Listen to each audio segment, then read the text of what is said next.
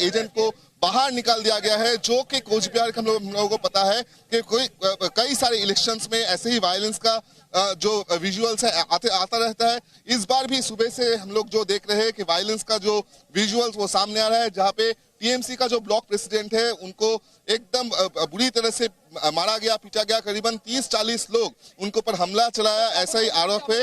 हम लोग देख सकते हैं नॉर्थ बंगाल डेवलपमेंट मिनिस्टर उदयन गुह अभी सामने है, जहां पे ये हादसा हुआ है, जहां पे पीटा गया है, मारा गया है, वो वहां पे इस वक्त खड़े हुए हैं, आप देख सकते हो। और जो आरोप है कि एकदम 30 से 40 लोग जो लोग इस हमले में आरोपी है, वो लोग सीधा जो बीजेपी है उनका घर में अभी आश्रय लिया हुआ है। पुलिस को बोलने से भी कोई फायदा नहीं हो रहा है। सीआरपीएफ का स्टिकर लगा के, पुलिस का स्टिकर लगा के कुछ लोग जो क्रिमिनल्स है वो लोग घूम रहे हैं, ऐसा ही आरोप किया जा रहा है। उल्टा बीजेपी की तरफ से उल्टा आरोप किया जा रहा है कि टीएमसी के जो गुंडे हैं वो कई जगहों पे बिल्कुल विक्रम, आप ठीक कह रहे हैं कि दोनों ही दल एक दूसरे को घेरने की कोशिश कर रहे हैं और दोनों ही दल एक दूसरे के ऊपर माहौल खराब करने की, हिंसा भड़काने का आरोप लगा रहे हैं। और ममता बनर्जी ने तो ये आरोप बहुत पहले लगा दिया था। मेरे साथ मुकेश केजरीवाल यहाँ पर स्टूडियो में कुछ कहना चाहते हैं। मुकेश, जैसा कि मैंने अपने दर्शकों को कहा कि पश्चिम बंगाल में ऐसा नहीं हो सकता, किसी भी स्तर का चुनाव हो, हिंसा जरूर भड़केगी। बिल्कुल यही बात मैं थोड़ा एक्सप्लेन करना चाह रहा था।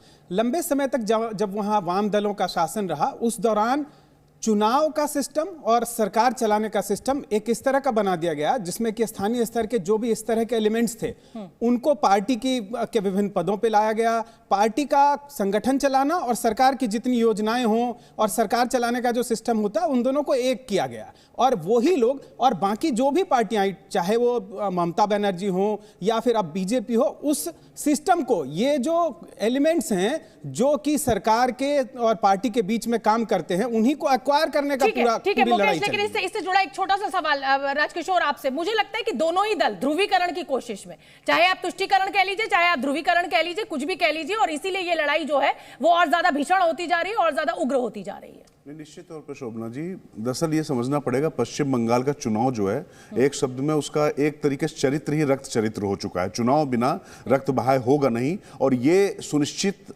हर चुनाव में दुर्भाग्य से किया जाता है। इससे पहले वाम दलों ने जो गलती की थी वही गलती अब ममता बनर्जी कर रही। उनके जो मस्तान होते थे, जिन स्थानीय एलिमेंट की बात अभी हो रही थी, वो दरअसल वो स्थानीय जो मस्तान होते थे उनको अपनी तरफ ले आई ममता बनर्जी। और ममता बनर्जी को जिस तरीके से वाम दलों ने हमला कर करके, उनके कार्यकर्ताओं पर हमला कर करके नेता बनाया, वही गलती अब ममता बनर्जी कर रही है। एक्सट्रीम लेफ्ट बनकर भारतीय जनता पार्टी को स्पेस दे रही, वो संघर्ष करती हुई दिखाई पड़ रही। सीधा मुकाबला हो रहा है। विजय जी, जो जिक्र हम और राजकिशोर जी कर रहे हैं, मुकेश केजरीवाल कर रहे हैं, पश्चिम बंगाल का रक्त चरित्र ये एक कैरेक्टर बन चुका है। ये तो चुनाव आयोग को देखना चाहिए। अगर ऐसा हो गया, चुनाव आयोग ने इस बार बड़ी सावधानी बरती थी और 7 चरणों में वहां चुनाव हो रहे हैं, सातों, आज जैसे 3 सीटों पर वोटिंग है, तो चुनाव आयोग क्या कर रहा है? मैं तो चुनाव आयोग को सीधे सीधे जिम्मेदारी दे रहा हूं, क्योंकि अभी प्रशासन चुनाव आयोग के अंतर्गत है। तो चुनाव आयोग को यह देखना चाहिए कि हिंसा वहां नहीं हो। 3 क्षेत्र में चुनाव हो रहे हैं और 3 क्षेत्र में बगैर हिंसा के चुनाव नहीं करा पाना, मुझे लगता है कि हमारे चुनावी तंत्र पर भी प्रश्न है कि अगर राज्य सरकार के लोग हिंसा करने पर उतारू हैं भी, राज्य सरकार कहना उचित नहीं होगा, टीएमसी के लोग भी अगर चुनावी हिंसा पर उतारू हैं, तो ये चुनाव आयोग क्या कर रहा है? अर्धसैनिक बल वहां क्या कर रहे हैं? ये ठीक है कि अर्धसैनिक बलों का डिप्लॉयमेंट भी स्थानीय प्रशासन के जो अधिकारी होते हैं उनके अंतर्गत होता है, लेकिन हिंसा तो रोकी जा सकती है। आनंद जी, आपने सिस्टम को, चुनाव आयोग को आप आरोपी कह रहे हैं इस समय, लेकिन मेरा सवाल ये है कि ममता बनर्जी कह रही है कि साहब रामनवमी का जुलूस निकलना है, उससे एक दिन पहले डीआईजी हटा दिया जाता है, उसके बाद रामनवमी के जुलूस में लोग हथियार लेके पहुंच जाते हैं, हाईकोर्ट का फैसला है, उसके बावजूद हाईकोर्ट के फैसले के खिलाफ शोभा यात्रा में हथियार तलवारें ले लेकर हमें लोग दिखाई दिए। तो कुल मिलाकर क्या बंगाल के लोगों को ये सब कुछ नहीं दिख रहा है कि भाई ये क्या हो रहा है? हम टैक्स का पैसा दे रहे हैं, जो हमारे विकास होना चाहिए, हमें नौकरियां मिलनी चाहिए, सड़कें बननी चाहिए, इस तरह की हिंसा के बलि चढ़ जाती है हर चीज। नहीं, उसमें मैं राजकिशोर जी ने जो कहा ना कि बंगाल के चुनाव का कैरेक्टर हिंसा के साथ जल कर गया है। जो वामपंथियों ने एक वहां पर बुनियाद डाली कि चुनाव जब तक हिंसक नहीं होगा तब तक उसका मतलब वामपंथियों के तो चरित्र में ही हिंसा है। वो कहते भी हैं कि सत्ता बंदूक के बैरल से निकलती है। तो अगर इस प्रभाव में देखें तो वो जो एक बहुत संस्कारित हुआ चुनाव, हिंसक संस्कार जो मैं थोड़ा सा बंगाल सहमत हूं जब मैं आपके इस, और ये इसलिए मुझे वामपंथियों की स्वभाव में हिंसा है, ये मैं इस पर थोड़ा सा विरोध दर्ज कराती हूं। ऐसा नहीं है, किसी के भी स्वभाव में हिंसा नहीं हो सकती है।